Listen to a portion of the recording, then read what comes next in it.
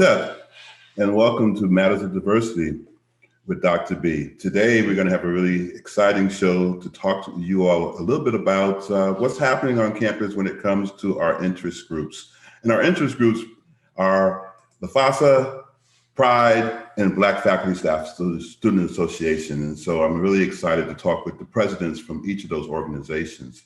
They have phenomenal stories. They will tell you all about the things that they got going on in their wheelhouses. And we're just going to talk about what UCF can be doing with regards to their interest areas and how we can still become more inclusive and really deal with what equity really should look like on our college campus. My first guest is Courtney Rayam Hand, and she'll tell me if that was correctly pronounced. She is the Assistant Director at the University of Central Florida in Career Services, and her role supports management of career development and team development. Courtney co-manages the Career Peer Advisor Program, recruiting and training career peer advisors to assist in the professional and career educational processes through peer-to-peer guidance and essential programming. Courtney also counsels and advises students regarding major and career choices, facilitates professional development workshops, and supports university initiatives to provide student to professional successful transitions. Justin Andrade is an alumni of the University of Central Florida with a BS degree, and he has his master's degree from Drexel University. He has been a part of the SDES community for almost 8 years, working first as the inaugural LGBTQ plus services coordinator, and currently as the Assistant Director for Student Programs in the Office of Student Involvement. Justin serves as the President for the Pride Faculty Staff Association, in which he utilizes the opportunity to uplift LGBTQ plus community needs and highlight the intersections and marginalized groups within the spectrum. And last but not least, we have Dr. Cynthia Morales Nunes. She serves as the Director of HSI Culture and Partnerships here at UCF. In this role, she spearheads the development and implementation of UCF's Hispanic serving institutions, their goals, and the strategies behind them. She also serves as the university's representative for national partnerships with a focused mission on Latino student success, federal funding programs designed to strengthen minority serving institutions. So with that, please welcome my wonderful, wonderful, wonderful, wonderful guests, Courtney, Justin, and Cynthia. What's happening with you all? Doing well, doing well. Thank you, Dr. B, for having us. We're excited about this opportunity, and I'm looking forward to sharing the space and time with my amazing colleagues. Yes, definitely that. How are you doing, Courtney? Doing good, doing good. We're in 2021, being hopeful in this season. But doing well. The semester is starting off wonderfully, both in career services and with BFSA. So looking forward to the year. Nice. And Justin, what's going on? I'm doing good, Dr. B. I echo the sentiments of my colleagues and friends in today's discussion. I'm excited to be amongst people that do this work and, you know, kind of have a conversation about how we come together and what we do. Nice. So why don't we start with you, Justin? Why don't you tell us a little bit about what Pride does and why the University of Central Florida should be having their eyes open towards what you do and the mission that we have? Yeah, so PFSA was actually started in 2011. So we've been around for a little bit. We recognized there was a need to serve the LGBTQ plus community at the time of faculty and staff, and also inclusive of students, because at the time there hadn't actually been an LGBTQ plus services facing office. So a group of individuals comprised of faculty and staff thought, how can we elevate issues, you know, to the president's office and to upper administration related to the needs of this community? And it was actually born out of the need to add sexual orientation and gender identity to the non-discrimination policy of the university.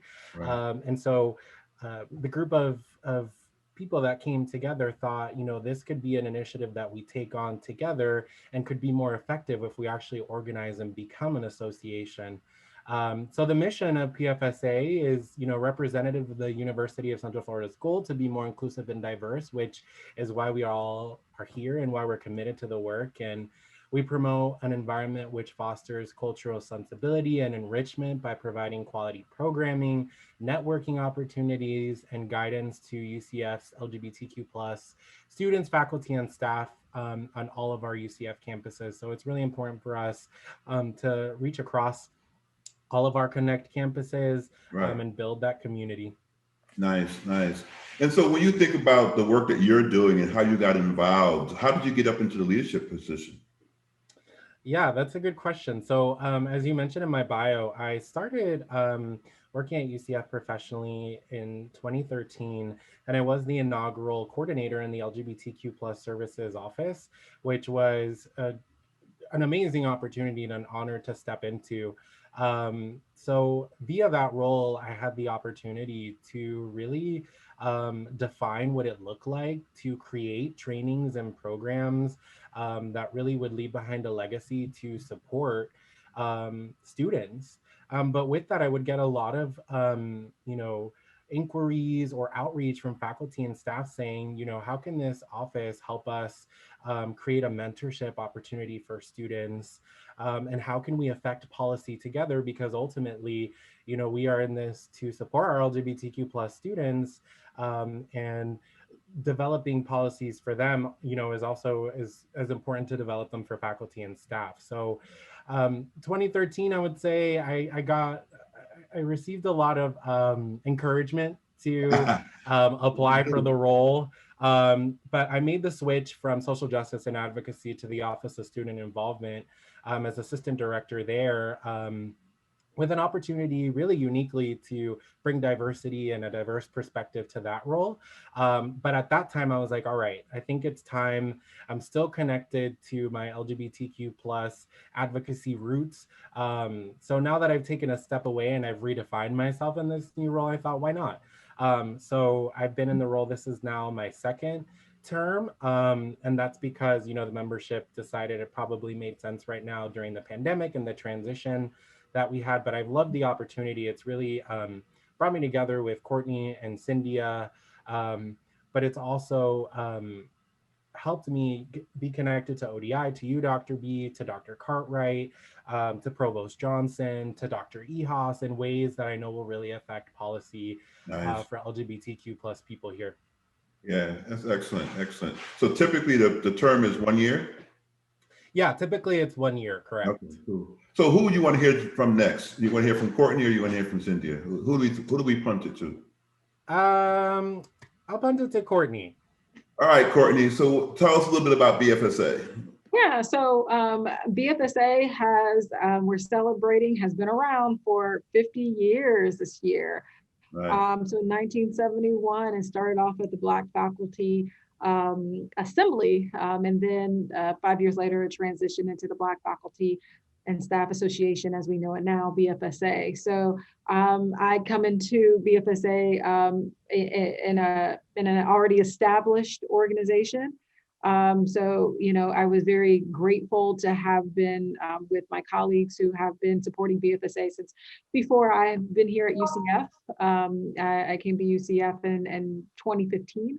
And then my first leadership role with BFSA was in 2019. So I have been very much so groomed by some of our past leadership, and some of our future leadership as well, being able to hear some of their perspectives. But, in reference to BFSA, it really became established, in order to really promote, advocacy and mentoring and professional networking and programming with our Black faculty and staff.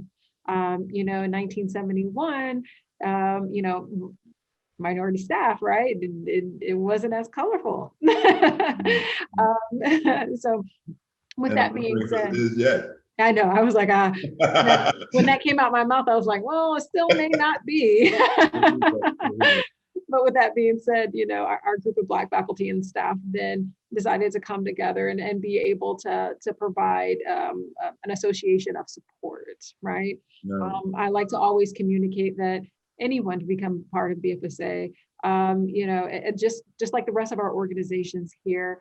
So, support is support, right? So we want to be able to, like fellowship, we want to be able to grow and evolve with everyone. Mm-hmm. With that being said, we do have some very traditional events and programmings that we do put on. We are about to put on our 27th mentoring celebration.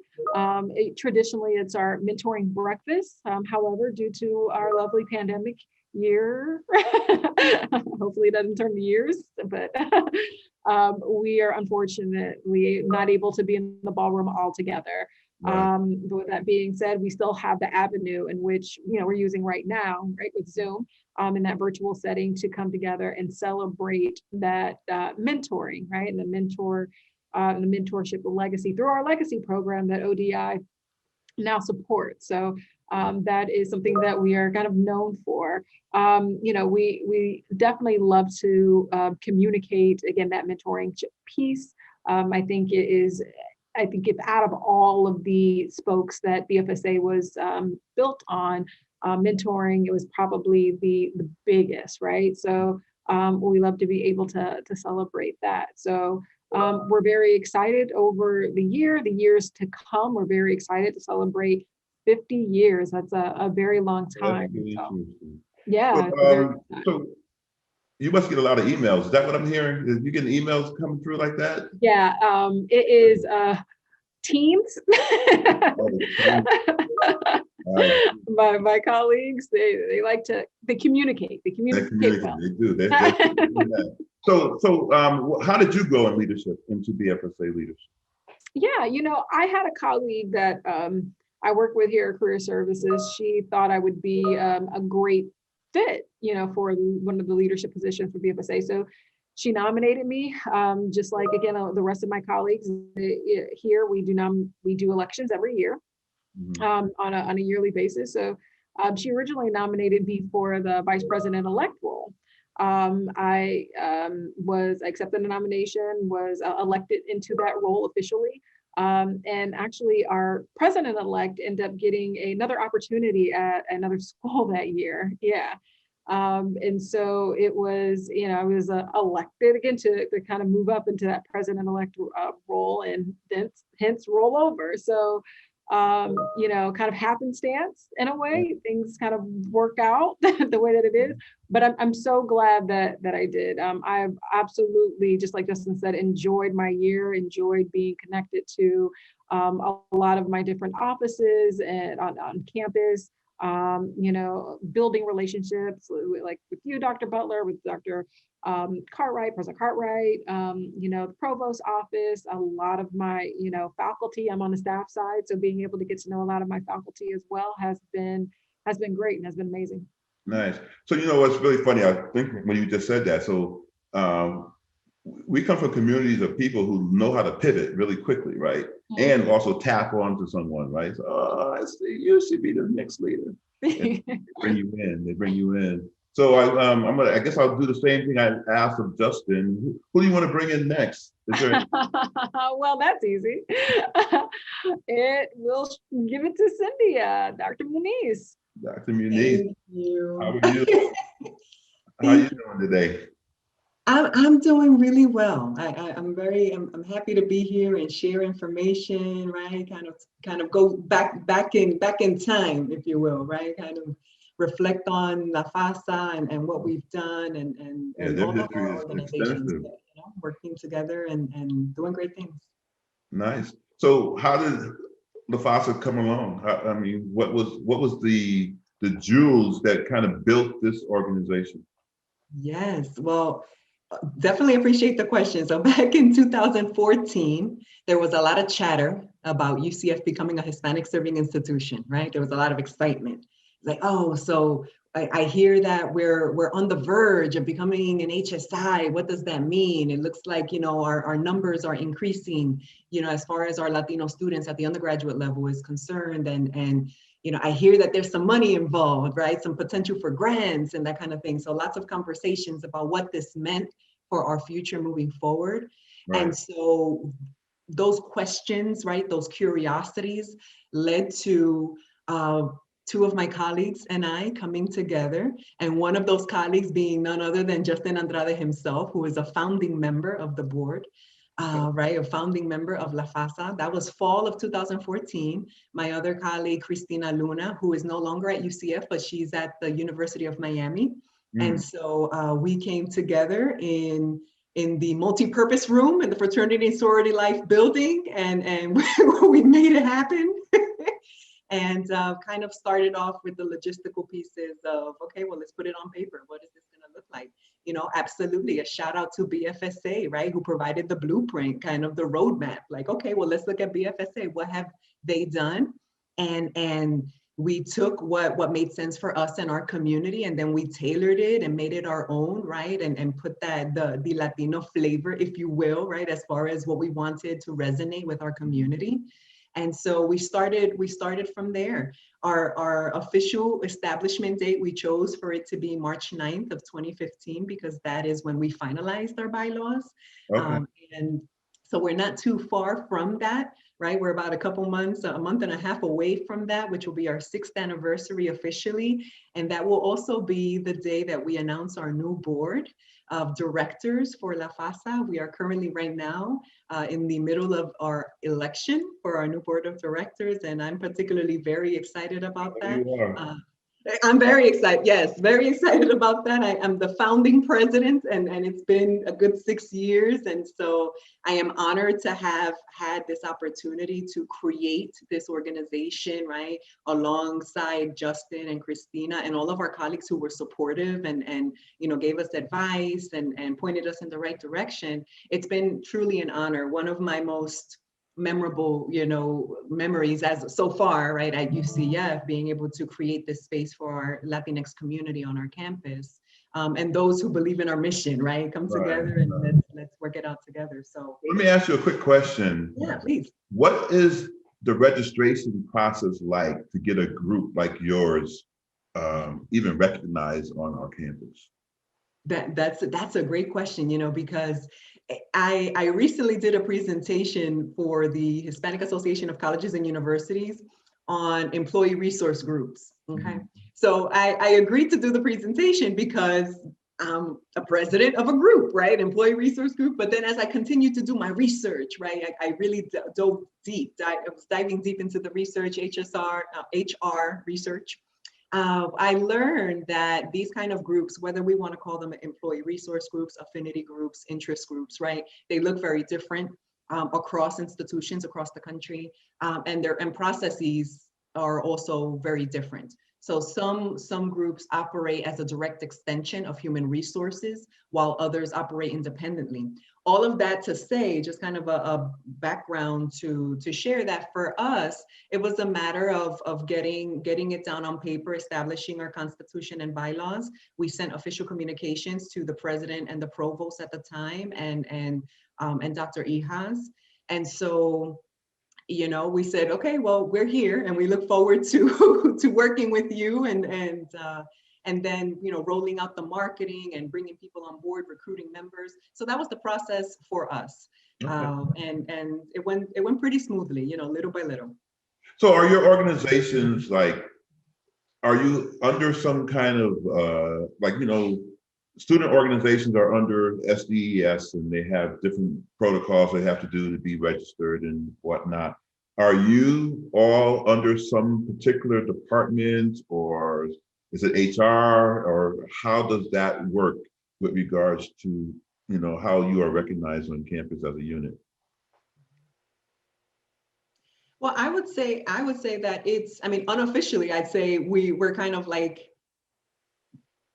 we don't have, let's say, let me start from there. I don't think we are officially recognized as under any particular division of the university.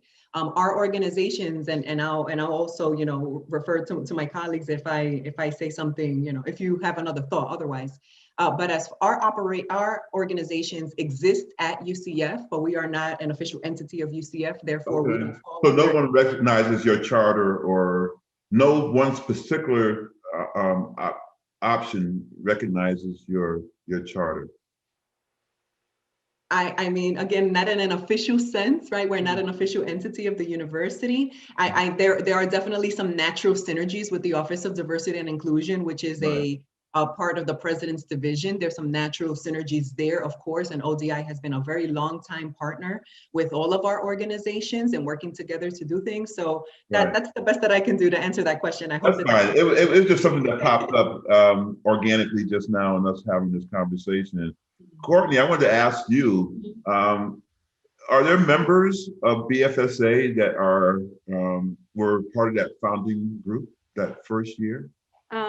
Currently, I don't think so. Now, with that being said, there's still communications, right, with individuals that can definitely go back as close to the founding year as possible. BFSA is, just like my colleagues here, we're lucky to have had individuals who have been working with the organization for a very long time.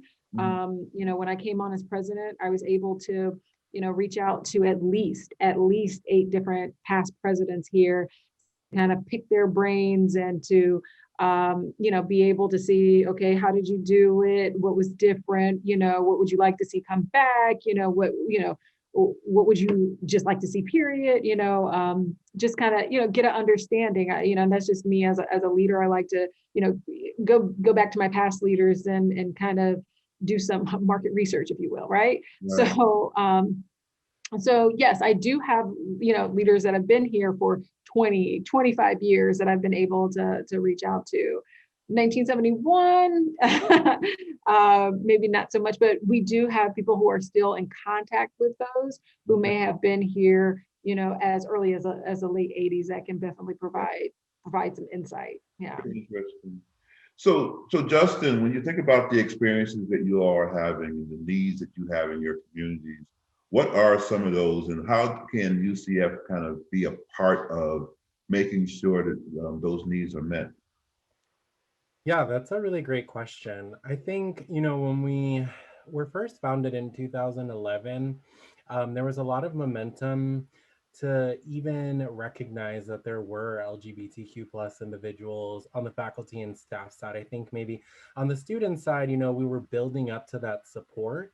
So I think from 2011 and on, there was more of like a focus on, all right, this community is here. How can we be better given the historical context, not only nationally, but locally at UCF, right? If you go far back, people who were openly LGBTQ plus or assumed to be were fired or not hired, or weren't eligible for tenure, things like that.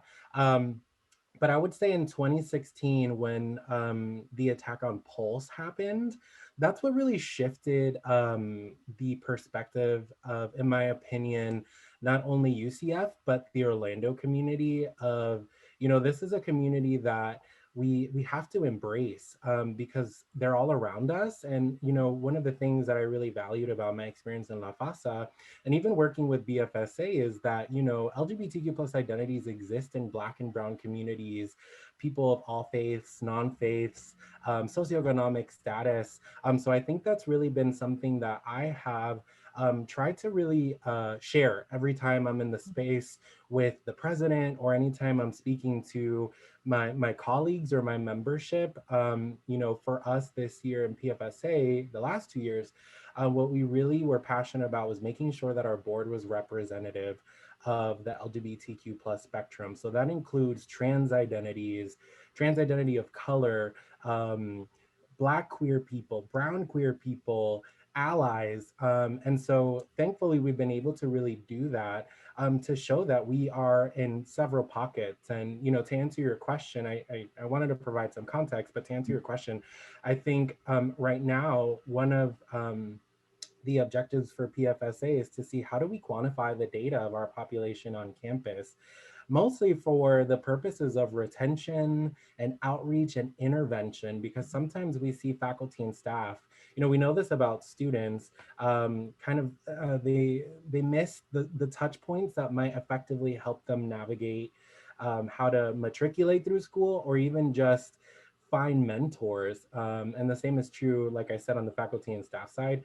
So right now I'm working with some folks to see how we can make that happen, to see if we can do it right, and if there's existing processes that maybe other SUS institutions are doing, as well as some national benchmarks. So I would say if we know who's here, then we can serve who's here. But if we continue this culture of, if I'm LGBTQ plus, let me not talk about it, then it's ultimately toxic, not only for the university, but I would even say in Black and Brown communities where, we're seeing a disproportionate amount of trans Black women being murdered and killed. So those are some of the things, to name a few, that I think we're really trying to focus on. Okay, excellent. How about you, Cynthia? I'll go with Cynthia this time. Okay, sure.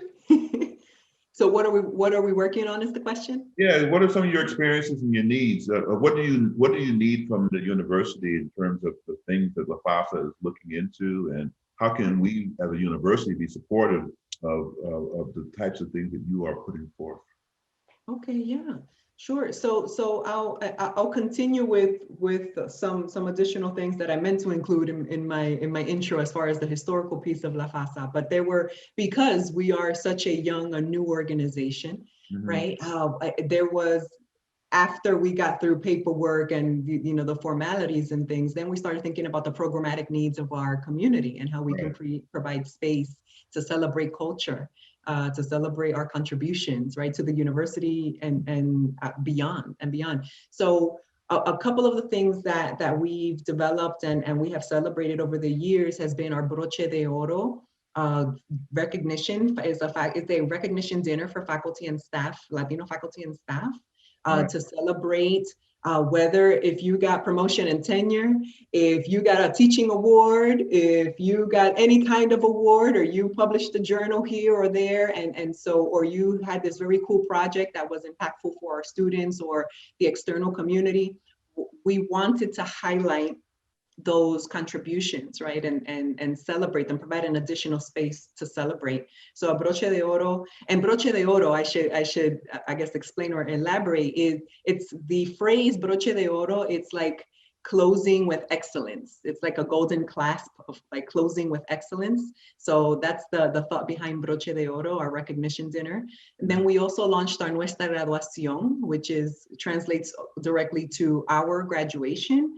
To celebrate our Latinx students and their families in a bilingual format, right? English and Spanish. Right. And we wanted, that was kind of, just kind of looking around, thinking about what our university, what our community wanted and at UCF, and then also what was already being done. So like the Nguso Saba celebration, right? Celebrating our African-American students, our Black students. That's something that had been in place. It's been in place for many, many years. I don't know exactly how long, but a long time. And then we also have our lavender graduation celebration for our LGBTQ students. So we were like, all right, we're doing our graduation too. So we did that. And it's been a hit. It's been a hit, the community loves it. The students love the opportunity to come with their families and participate in culturally relevant ways, culturally responsive ways. Right. So those are some examples of the things that we've done. Moving forward, as far as how the university can help is to continue having conversations and putting plans in place to ensure the equitable representation and equitable access of Latino students and other minoritized students within key initiatives at the university that we know contribute to student success, right? We often talk about high impact practices. And so ensuring that we have equitable representation of our various student populations within those key practices. And then for us as faculty and staff is continuing, our dedicated efforts to recruiting and retaining professionals of color for Latino, Black, LGBT. What that looks like is making sure that we are, embracing equity-minded leadership, embracing that, so that our faculty and staff and our administration mirror our student body. So I'll keep it there, but I see my colleagues Courtney and Justin, we nodding along because we've had a lot of these conversations. I got a couple of follow-up questions for you. And I told you earlier that I wasn't going to give you any gotcha questions. So I hope this doesn't come across that way. But the question I have is, you know, first of all, how does the university actually, I guess, come across in a way that they are showing that they care, that they understand that there are different populations coming from the Hispanic communities, Latino, Latinx communities, because when it comes to translation and communicating, especially with our staff members, there's different dialects and there's a whole lot of ways that you can communicate with individuals. How do you respect each person in their own identity? Is that question geared towards me or is that for all? Yeah, I would like to hear it from you in that perspective, because we do have a lot of Spanish individuals on our campus. And I sometimes find that we don't necessarily treat them with the respect that they deserve, if that makes sense, right? And so it could be just as simple as saying something or responding to them in Spanish or learning a little Spanish to be able to do that. But I say that with the thought that someone coming from Spain, somebody coming from Puerto Rico, somebody coming from Venezuela or somewhere else, there's different ways that they may take the interpretation of the words that someone is trying to, because when I learned Spanish, I learned a certain way that not necessarily is an inclusive Usually way. in school, you learn from Spaniard. Yeah, you learn It very wasn't necessarily formal inclusive. Spanish. Yeah. Right. Yeah. That makes sense. Yeah, so I have a number of thoughts come to mind, and I may not answer your question exactly, Okay, but here's what comes to mind as I listen, and I appreciate the question. It's we got to take a number of things into consideration, right? We have to take into consideration that we have a new president and we need to give him time to adjust and figure things out. And he's going on year one, right? And all the transition that comes with that, right? All the pandemic.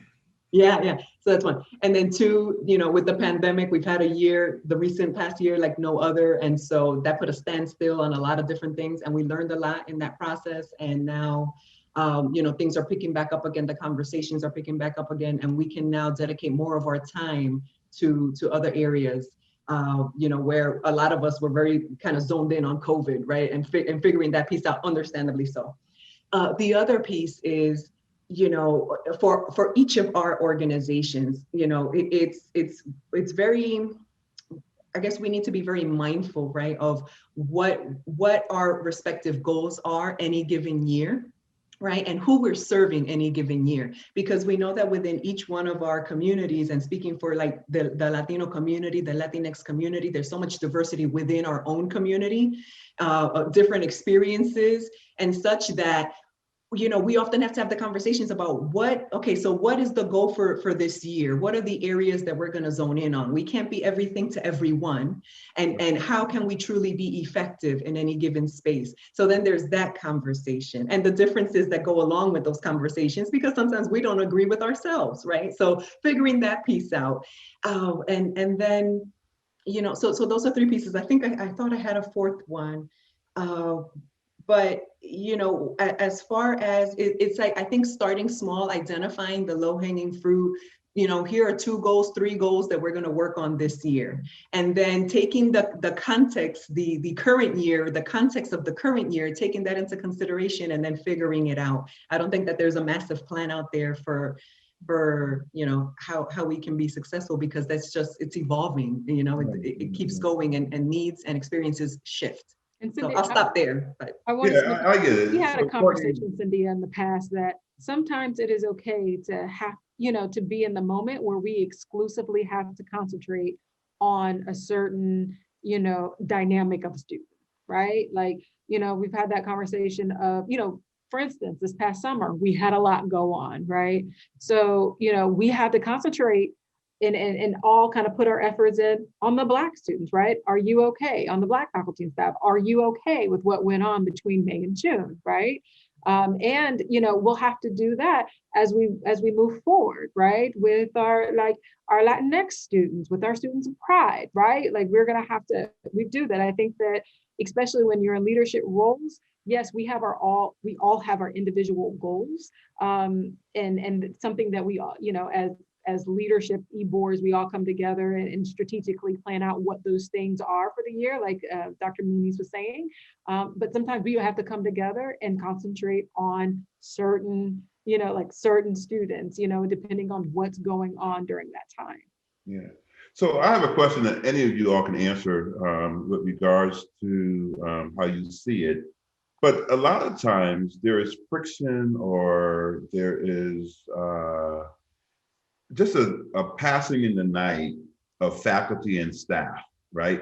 What faculty do, what staff do. And I think it's particularly interesting coming from Black and Brown communities, and I think probably in the LGBTQ community as well, how people kind of work together. What are you all doing to kind of bridge the gaps that may occur? Because I think it might be more problematic for our communities because there's such a less population of people within these demographics. And so that you have these people working on campus and they are not necessarily connecting, there could be issues that come up. And so I'm wondering how you all see that. I can kind of speak to what BFSA has been doing, and because it's something that we have recognized, right? And it's very common, to be quite honest with you. I've seen in other, colleges and universities that I've worked with. And for me, it's a matter of educating one another, right? Faculty and staff, as to what our, everything from what our day-to-day is to how we have came to be in our roles, right? How faculty and professors have become faculty and professors in their particular disciplines, how someone who's in student development have gotten to where they are. It's really about educating one another. So what we have intentionally been trying to do is making sure that, hopefully coming up soon here this semester when we have meetings, that we, showcase faculty research, that we showcase certain projects and programming going on outside of, maybe an SDS and outside that traditional faculty role. But we also want to make sure that, we don't necessarily exclude anyone. If we're doing, something with faculty, absolutely staff can come. It's their association as well. Right. But it's really about educating, because you'll find that, some staff will say, oh, well, I didn't know it was, you guys had to, I had to do that. I remember when I first learned about tenure, when I first came to, be in higher ed, I was like, oh, wow, that is, that's a lot, You do more than just come to work for 3 hours a day. Yeah, you just don't apply for a position one day and you become a professor. That's not how that goes, Yeah. So it's really about, educating one another and having that opportunity to travel. I always say travel. I come from that counseling background, and one of my favorite books is on being a therapist by Kotler, right? So Yeah. it's really it's an opportunity to travel in the world and be that traveler for a minute, right? As to how they have gotten from point A to point B in their discipline. So. Okay, all right. Justin, what's your thoughts? Yeah, I would add similarly is the education piece, but communication has been key for us. And what I mean by that is, we meet as a general body twice a semester. And I'm gonna be honest, having been part of the inaugural board of La Pfsa, there are some pointers, that I've gotten for both BFSA and La Pfsa that have significantly helped bridge some of those issues that you speak about. And I think, for us, one of the things that has really helped is, one, those general body meetings.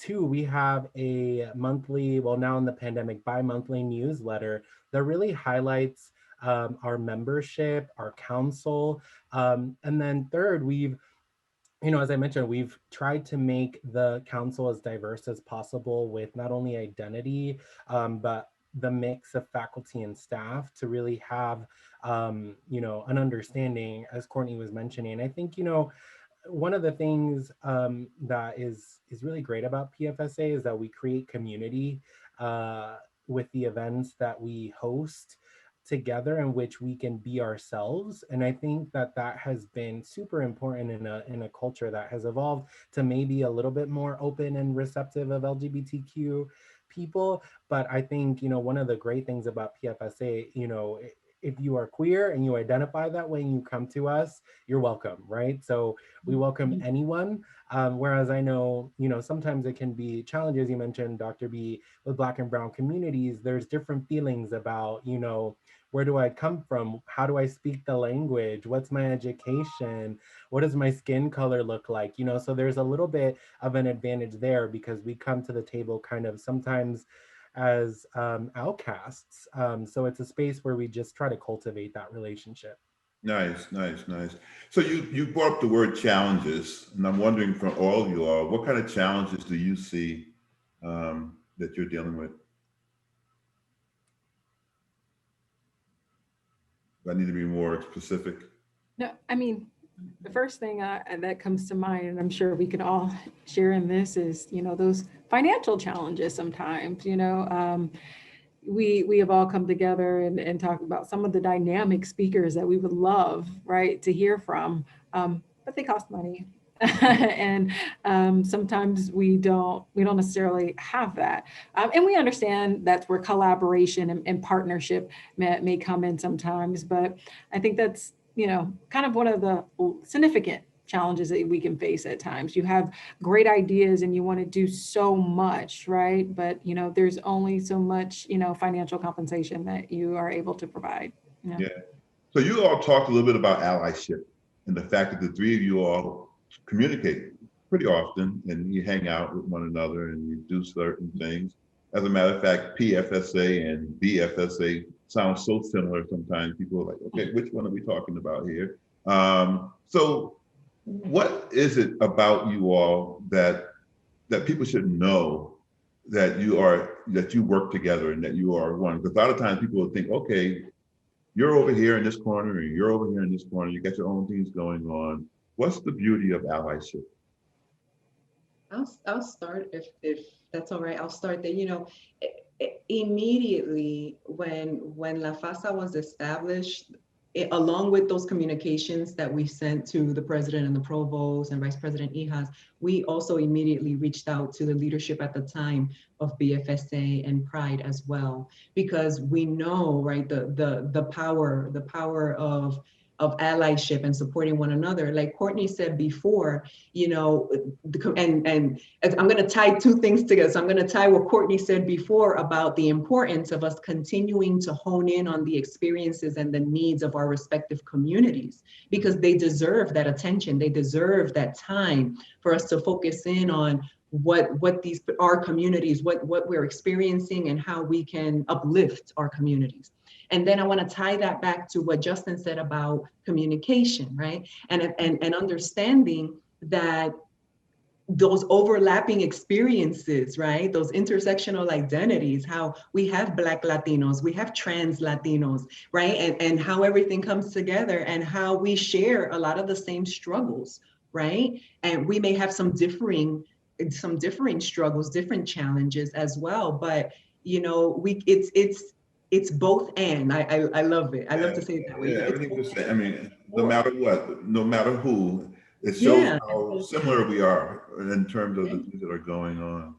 Excellent. And we have our respective conversations with the president and the provost for our respective communities. And then we also look for opportunities for us to come together as well and talk about how we support one another. We want everyone to know that we do support one another and that we have a lot of our members are members of all of our organizations, so everyone is welcome. You don't have to be Black to join BFSA. You don't have to identify as LGBT. Yes, you see, I'm having fun with this because it's so true. It's so important to me. No, I was just saying because I joined PFSA. I'm not PFSA, Pfsa, just recently. Yeah, we promote each other's organizations as spaces where you will get support and you're welcome. If you're all about our mission and there's something that we can do to help you, then absolutely, we welcome you with open arms. So those are my thoughts. I have a question for you all with regards to how do people become members? And what's their expectations once they are a member? How do you elicit? So I'll give you a chance to kind of bring some new members to your organizations. How do they become involved? Yeah, I'll share. You can start with an email to pfsa@ucf.edu. And we do have an outreach chair within our council who is fantastic. I'm going to give her a shout out. It's Dr. Newberger, Dr. Lindsay Newberger from the Nicholson School of Communication and Media. And so what she does is kind of do a little bit of a intake conversation about what the individual's general interest might be, and then connects them to the leadership, our general body meetings, a newsletter, our website, and of course our treasurer, because we collect dues for those who are able to contribute dues. So that's a really great place to start. We try to be as supportive and present as possible. So you have members who, so you have more of a donation-based thing as opposed to having straight out dues? We have in the past. We've shifted this year, which has allowed us to do a little bit more. Again, kind of the other associations modeling the way for us, because we recognize, that if someone can't contribute, that's okay. But when there is contributions, then we can do more for visibility in terms of programs and needs. Yeah, you have a 50 on 50 campaign going right now, Courtney, right? BFSA. We do to celebrate our 50 years. We have 50 for 50, so we welcome people to donate $50. That would be great, to our organization, just in the spirit and the support of that 50-year celebration. As far as membership, if you go to bfsa-ucf.org, you will be directed to our membership. So you'll go, you will, fill out some information that we would love to just know about you. And then from there, you're able to move forward and pay our dues, which are $30. Yep. So dues, that's always that's always the plus.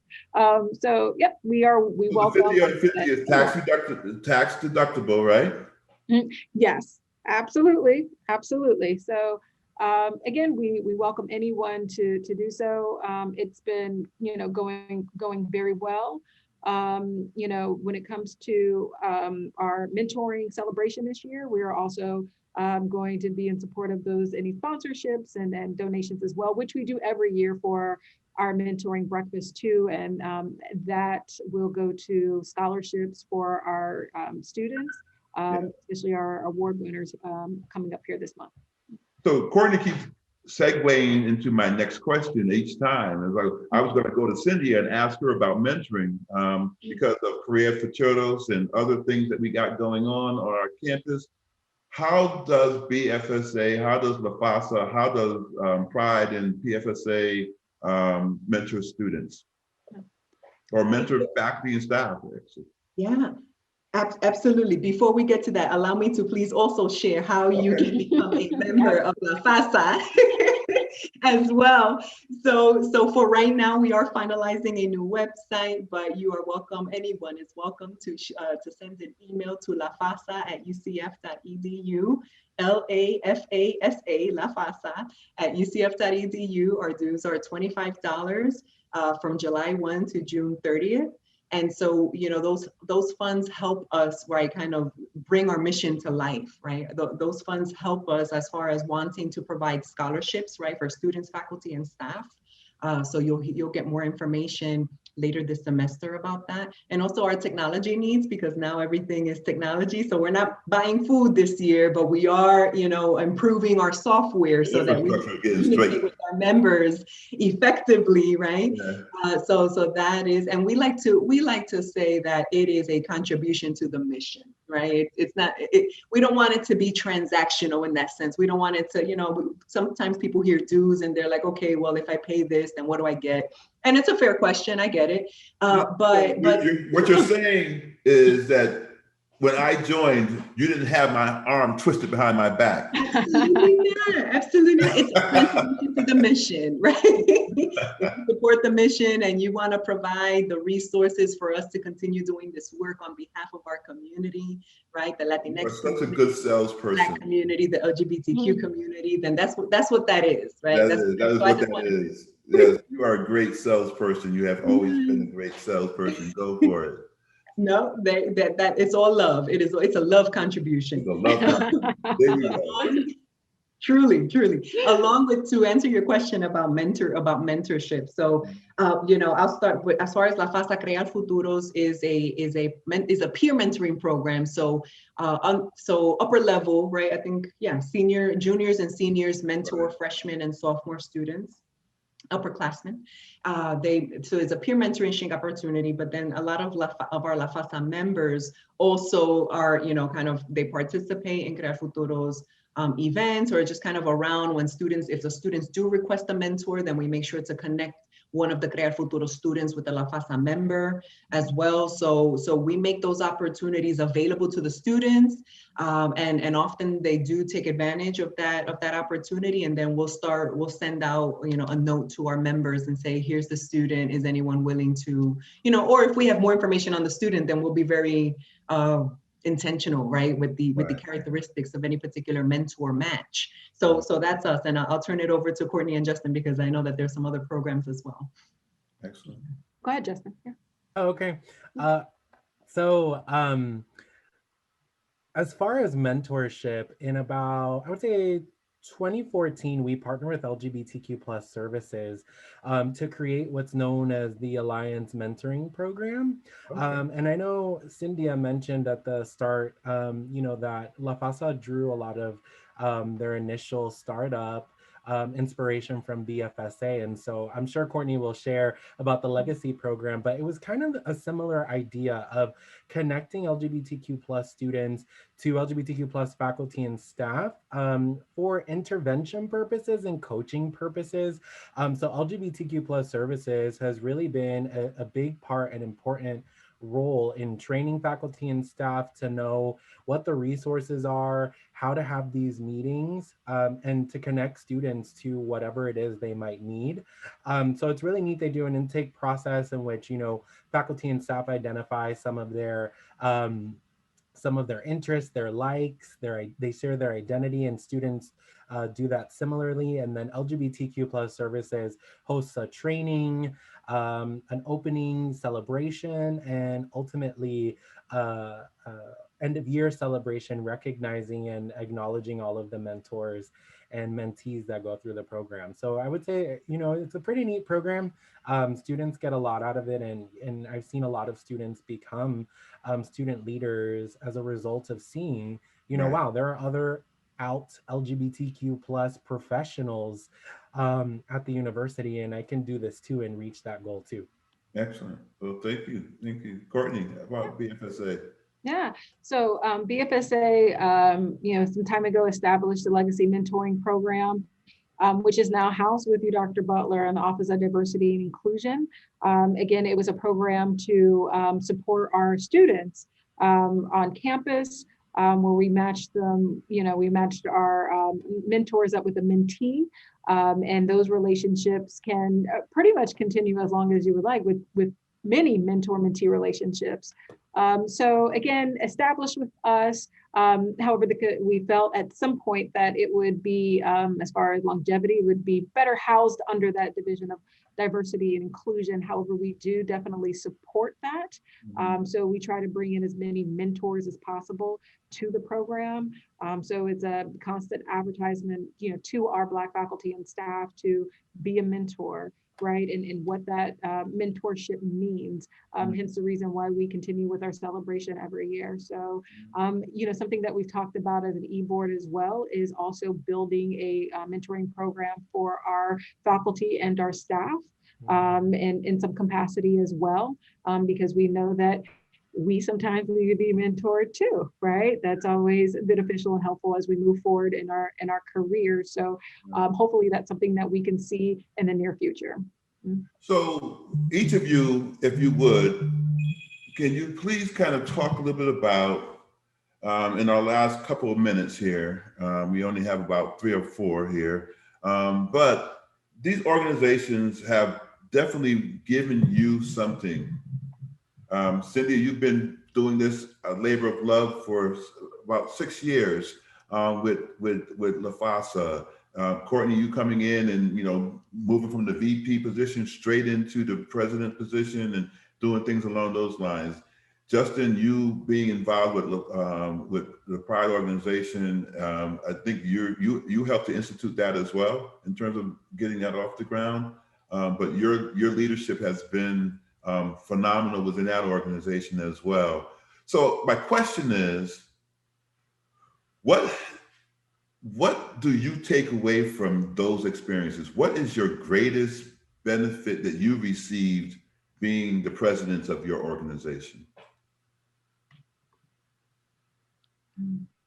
Wow, let's see how I can sum that up. I will jump in and say, well, I don't know how to answer the question, but what has been important to me for some time, probably, you know, from the beginning, has been being the voice of the voiceless, right? I know we use that often, is serving as the voice for my community that has driven me forever. And I recognize that, you know, for Latinas, you know, we represent 3 out of 1,000 Latinas earn a doctorate degree, right? And it's like, I cannot have that privilege as far as, you know, my academic achievements and not utilize my positionality to advocate for others who may not feel as if they could speak up for themselves. So whenever I speak to a student or a parent who doesn't speak English, or my colleague, you know, who doesn't feel like, you know, they can speak up, then sometimes I feel more comfortable taking those risks. And it does make a difference. And when the outcome is positive, it means the world. So my thoughts on that. Yeah, I'm not trying to bring you to tears. I'm sorry. All right, well, thank you. I appreciate that. How about you other? I can say for me, it's being able to support and being representation of the past, the present, and the future, right? I have been able to, again, talk to past leadership, talk to past members, be able to take that information into the present. I'm a strategic planner, so try to, you know, strategically redesign some things, as well as make sure that we move forward with some of our historical factors, right? And what we do, and see and hopefully create a future and continue to have BFSA grow and evolve. And that's what important to me. I think it naturally becomes this labor of love for all of us. And it doesn't go away. I think even when, you know, Dr. Nunes moves on, and, you know, you'll still have that heart to want to see them, you know, move and grow and evolve and do what you can to help them do so. So yeah, to be able to represent the past, present, and future, that's very meaningful to me. Nice, thank you. And Yeah, and for me, you know, as I was listening to both Cynthia and Courtney speak, I think for me, it's really the drive to normalize visibility. And it's not lost on me that I'm a Latino man who also is openly gay. And I think those intersections are really important to highlight, especially in Black and Brown communities where, you know, machismo and hypermasculinity is oftentimes elevated. I mean, we see that all around us. So it's really important for me to just be in a space where, similar to what Cynthia mentioned, you know, I have a calling. Sometimes when I'm not inspired, and sometimes, you know, when I'm really down and I'm like, why do I do this? I come together with Cynthia or Courtney or Dr. B or other groups that I chair. And the minute they tell me these are the inequities happening, I just have this urge to say, you know what, I'm going to say something. And that could risk my professional development, that could risk so many things. But I've always said, and, you know, I shared this with Dr. Ehas recently, I've always said that if I work somewhere where I cannot be my true self, then that is not the place I want to be. And so that's why I take on this role, is because I want everybody to say that ultimately. Nice. That's a great way to end this podcast today. To speak your truth. And I think each of you all did that beautifully today. I appreciate you for being a part of today's conversation. And I'm hopeful that people will recognize the gifts that you all bring within your organizations to the campus and buy into it. I think Dr. Nunes, you said really early on that anybody can be a member of the organization. Just come and you can help us to move the initiatives forward that are necessary to kind of help with the inclusivity, the ability to make sure that there's equity and inclusion throughout the campus is powerful. And you all do it wonderfully. You showcase today that there's allyship, and that this is not, competition per se against each other. It's like, how do we grow together and do the things that are necessary? So thank each of you for taking the time out and being a part of today's podcast. It's been fun talking with you all. I hope you had a good time. I hope I didn't challenge you too much. Yeah. But again, thank you. This has been great. I also want to thank our UCF Foundation office who helps support the podcast. And on next Friday, this Friday coming up, we're going to be talking with Hannah Anson, who is the student president for the Democratic students on campus. And we're just going to talk with her a little bit about the election and how things have kind of turned out, and just kind of her viewpoints on where we go moving forward from the student perspective. So those of you who can check us out, will be here at 1 o'clock on Friday. But thank you all. And I hope you have a phenomenal rest of your days. Okay? Thank you. Muchas gracias. Bye, everyone. Thank you, Dr. B. Thank you, ODI.